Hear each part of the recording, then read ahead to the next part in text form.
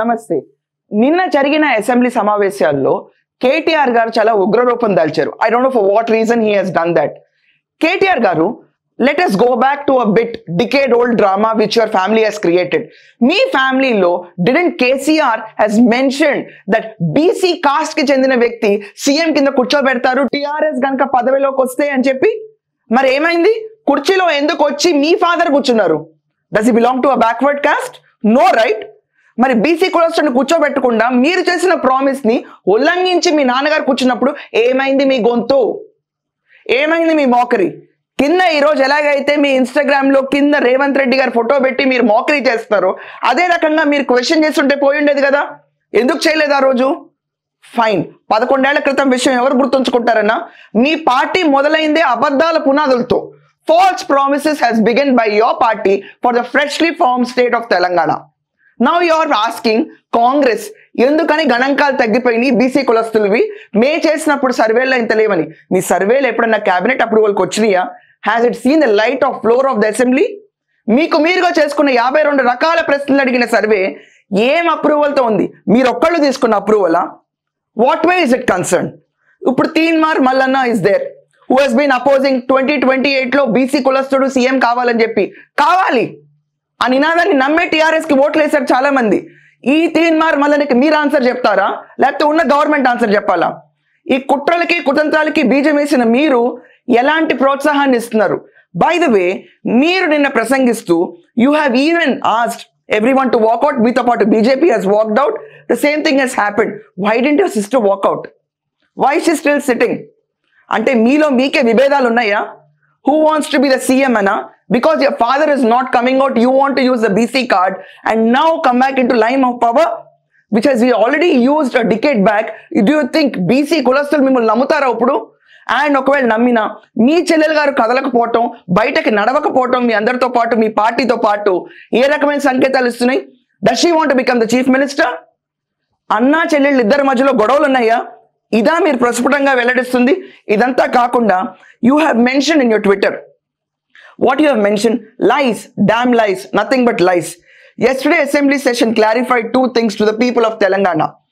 The disastrous government that has no clarity and lies you shamelessly peddle in the name of BC declaration.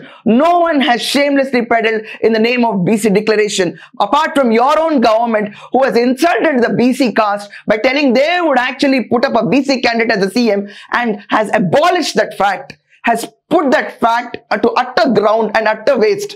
నినాదంగా తీసుకున్న విషయాన్ని మీరు పక్కన పడేసి గద్దెనెక్కి పాలించిన డెకేడ్ సామ్రాజ్యం మీది. Yours is an utter lies government in front of public today. While the government is clueless on the data presented yesterday, it is clear that you never had the intention to even work towards 42% BC reservation when the reservation percentage of 42% has been asked. Sir, గణాంకాలు వేసి floor of the house లో present చేసి ఎంతమంది ఉంటే అంతమందికి percentage ఇస్తారు, కానీ no one can exaggerate figure for the policy sake of elections like your party has done. Now when coming to another post, the stark U-turn by the Congress government and then shamelessly passing on the buck of central government clearly shows how committed you are. How committed were you? How committed were you? And how committed the Congress is to present the figures in the assembly? What is wrong in this? దీనికి అత్యవసర సమావేశాలు పెట్టకుండా ఏం చేయాలి? తాపీగా చేయాలా మీలాగా? Proved it again that all guarantees and promises and declarations are nothing but political posturing. You, Mr. Rahul Gandhi, should change your name to Election Gandhi.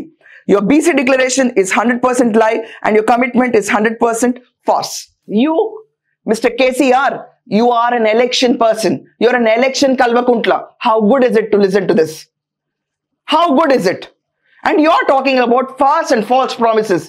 అసలు జనాలు ఎవరికి అర్థం కావట్లేదు అనుకుంటున్నారా, లేకపోతే do you think everyone are blind folded around you? ఇద్దరు ముగ్గురు auto pullers మిమ్మల్ని ఇష్టపడ్డారు, అలాంటి పోస్ట్ పక్కన కాంట్రడిక్టింగ్ పోస్ట్ ఆఫ్ బీసీ గురించి మీరు పెడుతున్నారు.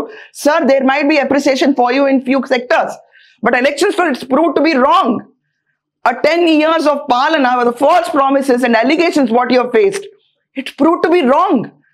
And I don't understand, meer ichina me so-called walkout support ka me sister enduku nadavaledu?